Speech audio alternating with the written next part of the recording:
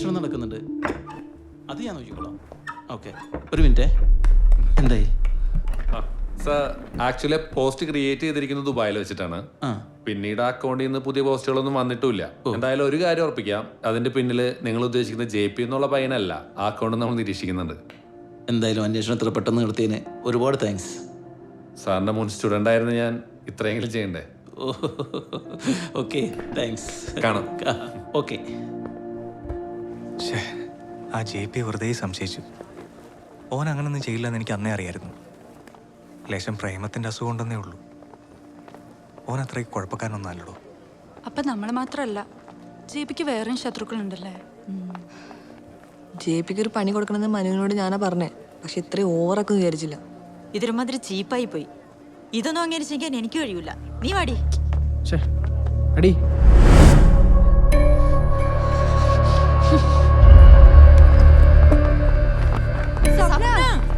നീ എന്തൊക്കെ ന്യായം പറഞ്ഞാലും ചെയ്ത് വളരെ മോശമായി. ചെയ്യാൻ പാടില്ല. ഞാൻ അറിഞ്ഞോണ്ടല്ലടാ. ഒന്നും പറയണ്ട. മനു, ആ സ്വപ്ന, ഫേസ്ബുക്കിൽ ചെയ്തു വെച്ച നിന്റെ അറിവോടെയാണോ? അല്ല, അത് ഞാൻ ലോകത്തൊരു പെണ്ണിനോടും ചെയ്യാൻ പാടില്ലാത്ത നീ ചെയ്ത്. എന്നെ പ്രേമിക്കുന്നോടി.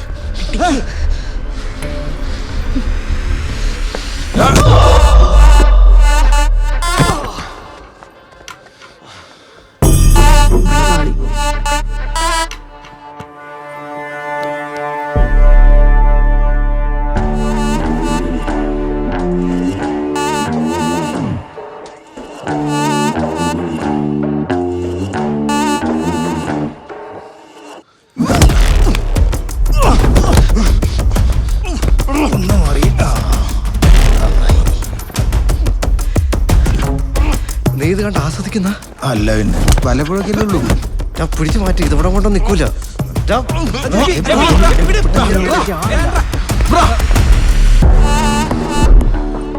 നിനക്കെ കാണിച്ചടാ, പോടാ.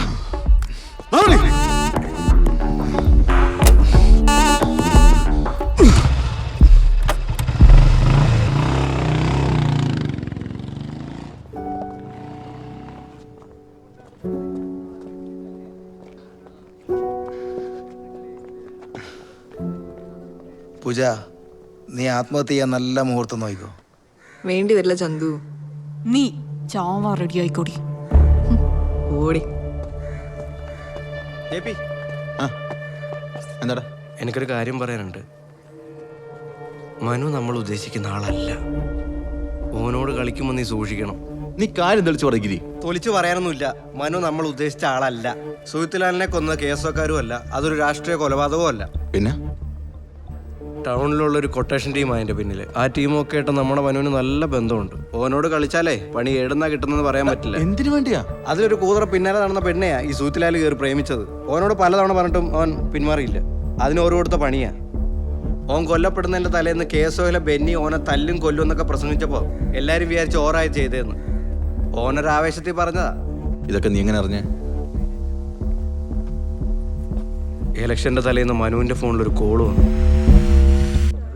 എങ്ങോട്ടാടാ? ടൗണിലേക്കടാ. ഞാനും വരാം. ഞാനിപ്പോ തിരിച്ചു വരും. ഈ ഇലക്ഷന്റെ തലേന്ന് അങ്ങനെ ഒറ്റയ്ക്കൊന്നും പോകാൻ പാടില്ല. വിട്. വേഗം വരടാ.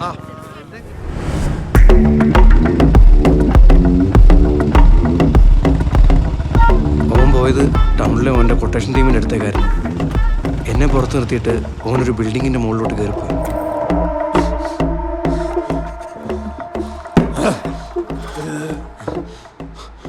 സുഹൃത്തുലാലിനെ കൊന്നത് നമ്മളാണെന്നുള്ള കാര്യം ഞാൻ പോലീസിനോട് പറയുമ്പോ അനക്ക് ഉറക്കില്ലടാ. എന്താടാ, എന്താ പ്രശ്നം? എടാ മനു, ചെക്കൻ എന്തെല്ലോ വിളിച്ചു പറയുന്നതാ. ഞാൻ എല്ലാം തുറന്നു പറയും, ഞാൻ എല്ലാം തുറന്നു പറയൂടാ. തൊള്ളു കുടിച്ചപ്പോ വിറ്റെടുക്കണം, വാങ്ങിച്ചു പോണേ. എടാ, സുഹൃത്തുലാലിനെ കൊന്നത് ഡീ കൈ കൊണ്ടോ? അനക്കത് ആരോടും പറയാണ്ട് മനസ്സമാനം കിട്ടില്ലടാ. അത് പറയാൻ നീ ഉണ്ടായിട്ട് വേണ്ടേ?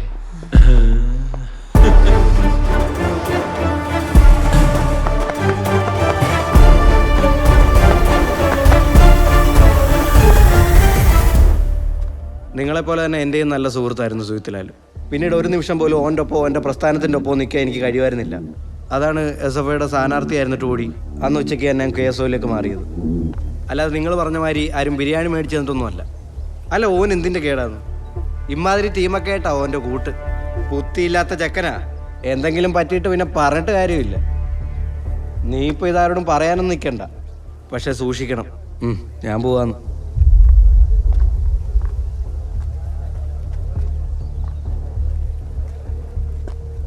അപ്പോ സുയിത്ലാലിൻ്റെത് പ്രണയത്തിന്റെ പേരിലുള്ള കൊലപാതകമാണല്ലേ? ഓനാള് ഭയങ്കരനാണല്ലേ? ഓന്റെ പോക്ക് കണ്ടിട്ടേ ശക്തമായിട്ടുള്ള തിരിച്ചടി ഉണ്ടാവും. ഒരു ഭാഗത്ത് ALS, ഒരു ഭാഗത്ത് SFI, വേറൊരു ഭാഗത്ത് മനു, അങ്ങേപ്പുറത്ത് സ്വപ്ന. നിന്റെ പ്രേമം നടക്കും. ഇതിനേക്കാളും വലിയ പ്രതിസന്ധികൾ ഞാൻ തരണം ചെയ്തിന്. ഇത് ഞാൻ പുഷ്പം പോലെ കൈകാര്യം ചെയ്യും. പ്രതിസന്ധി അതാ പുഷ്പം വന്നിട്ടാ.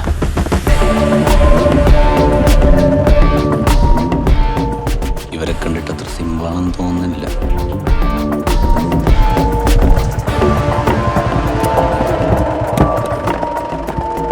മൊത്തം അഭ്യാസികളാണല്ലോ. ഓടേണ്ടി വരും.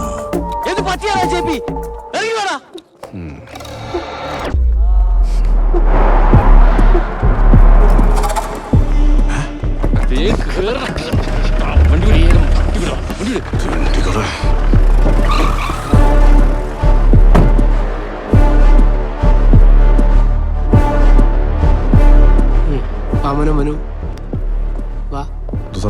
അല്ല, നിനക്ക് സുജിത്ലാലിന്റെ കൊലപാതകമായിട്ട് ബന്ധമുണ്ടെന്ന് പറയുന്നുണ്ടല്ലോ. ഇല്ല തന്നെയാ? കൊന്നവരെല്ലാം നിന്റെ ചങ്ങായി വരാ? അവരെല്ലാം പൊക്കിയിട്ടുണ്ട് കേട്ടാ. കാപ്പയും ചുമത്തിയിട്ടുണ്ട്. ഒറ്റയ്ക്ക് കയറിക്കോളാം.